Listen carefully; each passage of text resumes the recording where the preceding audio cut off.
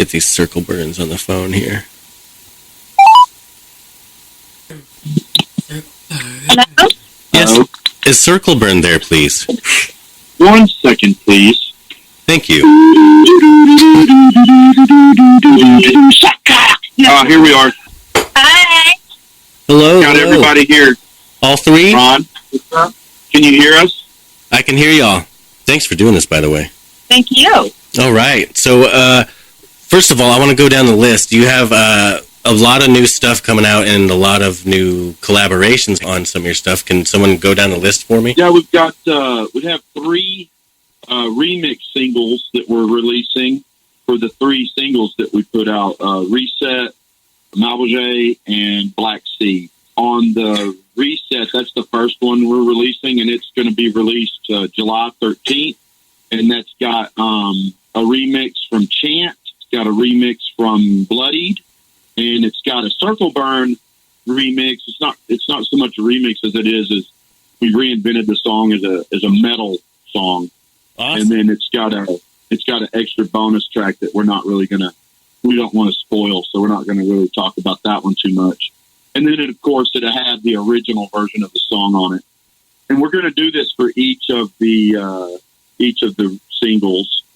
The other 2 are pending release dates. So, we're more about promoting this first one right now. It's the Reset one.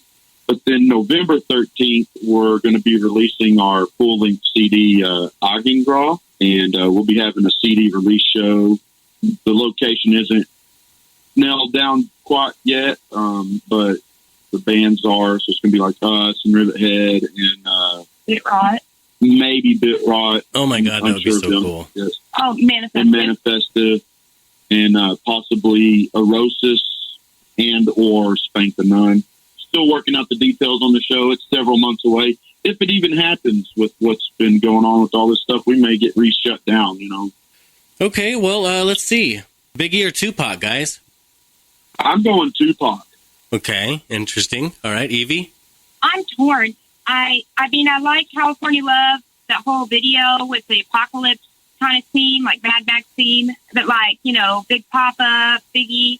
I think they're both really amazing artists, and they're around the same time. I feel like that was an era in the 90s that's very relevant to me, really stood out. And I really got into hip hop and rap. And I think that influences my singing and my flow. I got into Black Sunday, Cypress Hill, and Downward Spiral, 9 Inch Nails at the same time. So Biggie and Tupac were on that side. And it's kind of hard. It's kind of hard to pick. But the reason I say Tupac is because he created a whole new look, and to me he was. I mean, I guess they were all innovative back then because they were all it was coming out of NWA and that sound that NWA created, and lyrically though, well, just that whole West Coast sound, Right. Very cool. Okay, what about you, Ron? Wrong? Tupac or Biggie? Yeah, I'm gonna have to say neither. I'm gonna have to go with I'm sorry. I'm gonna have to go with 2 Live Crew. Luke Skywalker. That's exactly right. I'm gonna go back with my the original Dogs. I mean, do it. With him saying that, I would say then actually mine would be Too Short. Really? Okay, Too Short. Yeah. All right, well, let's see. This is going great. The correct answer was Tupac. Go to the next one here. I did win. One half. So, for all 3 of you, what has been your favorite Circle Burn moment to date?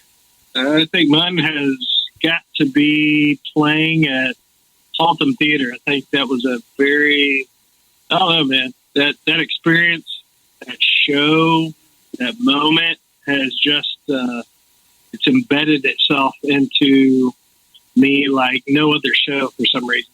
Yeah. Awesome. Very good. Yeah, Haltom's badass. Yeah. I guess Dallas shows have been great, DFW, but the first time that we ever played in San Antonio, because we had a really good crowd and a really good response. And considering this is my first band, it was really cool to see going out of town where nobody fucking knows you, and it was a really good, they were into it. They stayed the set. People were, shaking hands and helping us move gear off the stage. And like, it was really cool to see that you made a memory and an effect on people that aren't in the local scene. Kind of like, okay, cool, this is going to work outside, which is ideally, instead of locally, I'd like to think globally. So that was the first step for me. Very cool. Well, like me personally, I don't really have like a one in particular moment that's my favorite, but I have moments that are my favorite moments, and that's when we're working on some new song or some new concept or something for the band, and the three of us are in here together, and we're all just flicking, and someone will say something, and someone will say, "Ooh, yeah, that's badass," and we could add this to it, and then the other person's like, "Yeah, that's fucking it's just my favorite moments are when we're in here and we're bouncing shit off each other and creating. Right, when the camaraderie is happening. The magic happens. Yeah. Exactly. Awesome. For sure. All right, cool. Well, let's see. Let's go light here. Why do bad things happen to good people? I kind of wanted to touch on this. Okay, I figured. I'm excited to hear this. Bad things don't happen to just good people. Bad things happen to everybody. Bad things are just a part of life. Bad people do bad things. Good people do bad things. It's just, that's why it's labeled bad things. It's there. It happens. And you grow from it. You have to remember that every 6 months, you're going to have something new to worry about. Yes. So bad things happening to good people. Well, it's not just targeting good people. Trust me, there's bad people that bad things happen to as well. It's bad things happen to good people because bad things just happen sometimes. Absolutely. Sometimes we as individuals cause bad things to happen to ourselves, or we cause bad things to happen to other people. Nobody on this planet is innocent. So that's just it, man. It's not about bad things happening to good people. It's just about why do bad things happen. Well, bad things happen because you can't always be lucky. Absolutely. I want to elaborate on this too, because like for me, it's how you take it, how you react to it, and how you grow from it. That's why it's considered happening to a good person. Because myself, speaking for myself, I've been through a lot of heavy stuff in my life. And you can go, a bad, quote unquote, bad person or a good person could go through the same thing. But, if I took that stuff and became this bitter, angry, evil kind of person, then that those things would make me bad inherently, and you would be out to hurt people and so forth. But I think if you grow from it and you learn from it, I wouldn't be who I am at all and have the stuff I write about if I hadn't gone through all that bad shit. So I think really it's how you grow, because it's life and everything can be a learning experience. And just because you might mess up doesn't mean that you ever have to again. But, I think that's what makes us who we are and gives us our path. It gives people wisdom and smarts. Totally. Ron, you want to touch on that one? Yeah, I just don't know. Other than bad shit happens to me just because my last name happens to be fucking good. Yeah, Mr. Good. It's all bad for Mr. Good. And the perception of what a good person is I don't know if people really think about this a whole lot, but let's say I owed you $100 and I never paid you and I just ghosted you. Well, you would think I was a bad person, right? Right. But I raise my kids and I give them everything they need and they survive and they live. They think I'm a good person. Or another one of my friends I'm always there for, they think I'm a good person. So who gets to label who's a good person and who's not? But being good is that you try to make it up. Even if you didn't have the money, you would try to make it up in a different way, because ultimately you don't want to screw anybody over. Right, but he would think I'm a bad person. Unless you try to help make it right and make it good. But someone else might not. You know what I'm saying? Objectively. Right. It's very subjective. That's the wisdom. That's the wisdom that comes from it. You're going to try to make it right because you care and you don't want to be a piece of shit if you don't have to be. I feel bad. So basically, bad shit happens to good people because life sucks. No, it doesn't. And good shit happens to bad people because life sucks. It doesn't.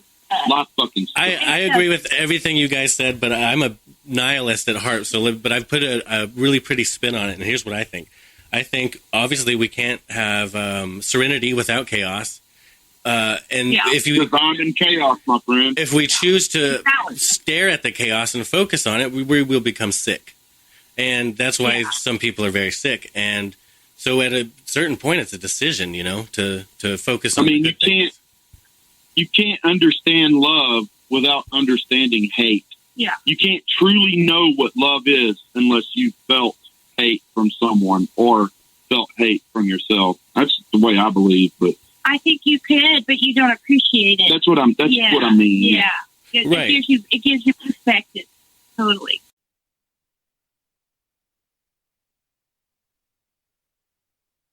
Let's see. Oh, this is my favorite question. Now, here we go. Favorite horror movie? Like, if you had to really pick one, like, what would your favorite horror movie be?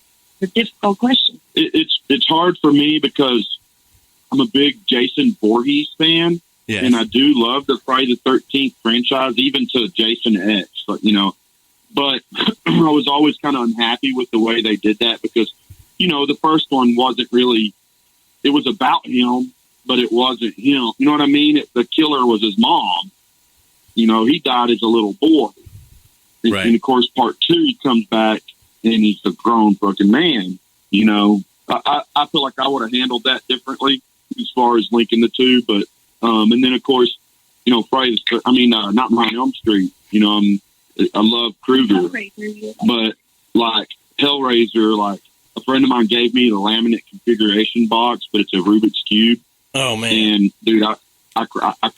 I was just like, oh my God, I can't believe it. And so but Texas Chainsaw Massacre too, man. I went and saw one of the newer Texas Chainsaw Massacres at the movie theater, and it was the one where his cousin inherits the house, and she finds out he's still down in the basement, and she releases him. The newer one, And towards the end, he's about to be killed, and she has like a change of heart towards him, and she tosses him his chainsaw, and she goes, "Here, cuz," because it's her cousin, and he starts. And I was at the movie theater, and I cried. I did too.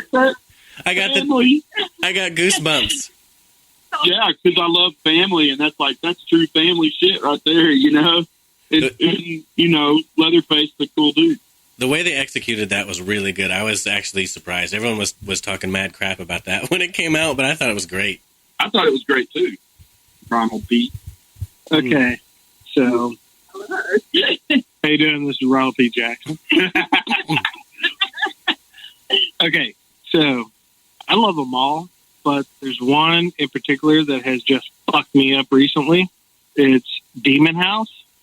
Have you seen that? The documentary I have not seen that. with Zach Bagans. From Ghost Adventures, right? Yeah, from Really? Ghost Adventures. It's got that guy in it, and it's pretty good. I'm going to tell you what. The only reason that this stands out to me is because after I watched it, something happened to me. And I felt like whatever was going on in this particular documentary, in this particular house, transferred and carried over into my house. And it bled its way over into a nightmare that I had. And it involved a decapitated dog and some weird shit. And, I won't go with it or go over it with you right here because it's crazy. Sure. It fucking scares me. But seriously, that is the most memorable, horrific fucking movie that I have ever seen. Or I guess it's the most impressionable one. So You said It was it's documented too. you said it's Demon House? Yeah, Demon House. Yeah. Yes. Oh man. What is that on? It's crazy. And I'm not even trying to bullshit you here when I say it literally, something happened after I watched it and it carried over into my dreams. And to this day, I still feel like that shit I don't know. Is weird. It's weird shit, man. Oh man. Total weird shit. I'm gonna have to check it out. Scares the fuck out of me even to this day. That's I don't know if I can go back and watch that again. That's the thing. See, I feel a lot like Scar. I was Jason and Freddy and all those. They were like, Ronald McDonald at back in the day, and they were like super cool. Right. And I loved them, but they didn't actually. I mean, after a while, they certainly didn't scare me anymore. It was like a feel good movie, you know. And so then after that, I had to search. You know, I wanted to find a movie that legitimately scared me, and Right. I mean, I remember being really little, and the original It miniseries scared me because of, you know, Tim Curry. Totally. But then I have to say, I think one of my favorites is The Shining, because I think it legitimately makes you feel uncomfortable with a little bit of fear, which is hard to find. Dr. Sleep, Dr. Sleep was really good. fucking bad the fuck ass. It was really good. I didn't think it would be, but it was good. Really good. So another side note before I say mine too, Zach Baggins has that museum in Vegas, and the basement steps of the house that Demon House is about, he got that actually like the steps to the basement where the activity was coming from, and it's in the museum. And apparently, like, that was kind of the source. I don't know if it was a portal or something like that, but like it's really interesting because he bought the house and it had to be torn down, but he saved the steps and like a piece of the area of that house and put it in his horror museum, or paranormal museum, which is kind of cool. Oh, man. For me, when I was young, and now it didn't the first one to give me nightmares was Child's Play because I was little and dolls and, you know, it freaked me out. But Exorcist really impacted me because I'd seen all those slasher films and stuff and Return of the Living Dead, and I thought they were cool, kind of spooky. But Exorcist with, you know, the little girl and, like, you know, her, you know, all the things she did, you know, and the set was having a lot of shit when they were filming it, you know, it was just, and raised Catholic, that, you know, was kind of impactful. But the one that really got me, I rented it when, Netflix still does it, right? Sends it to you in the mailbox or whatever.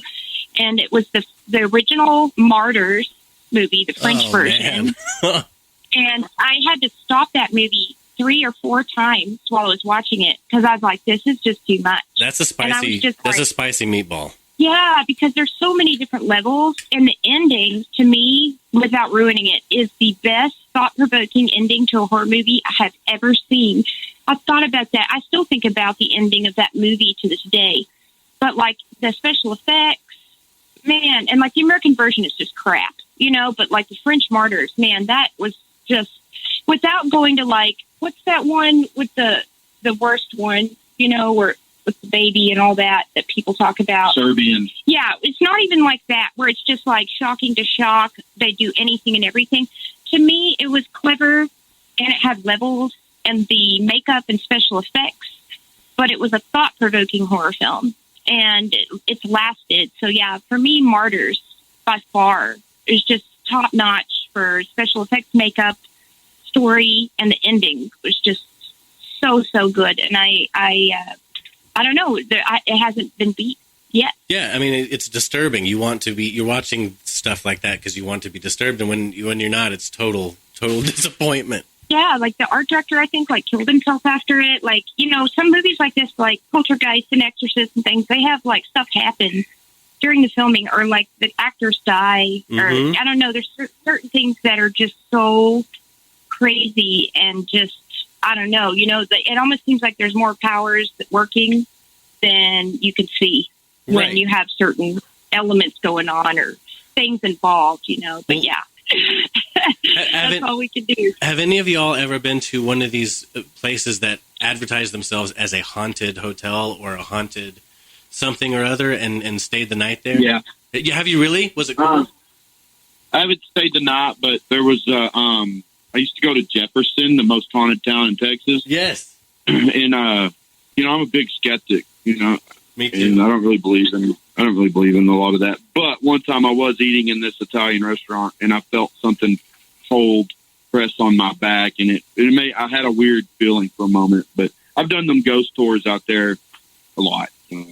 My sister's house had a lot of activity, and it had so much stuff going on that she, you know, her and her husband and all the 5 girls would see people in the hallway, shadow people, full apparitions, knobs in the oven turning, cold spot, all kinds of stuff.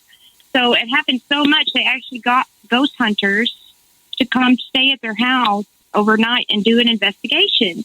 And they were, you know, my sister and her family were put up in a hotel nearby so they could stay and investigate.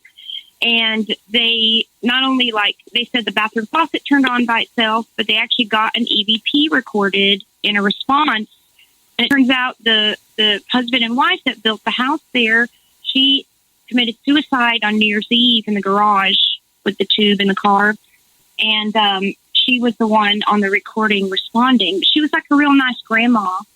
But they also said there was like a portal in their hallway because they would see all kinds of different apparitions and people. And they thought the portal was like a kind of going in and out of this dimension. And that's why they kept seeing so many different people and ghosts and shapes and things happening. And so I thought that was kind of cool because I've been spooked in that house. One time I was actually talking to Scar on the phone and in the garage where she had done that. And when we first started being romantic. yeah, and I was like, oh my God, the lights turned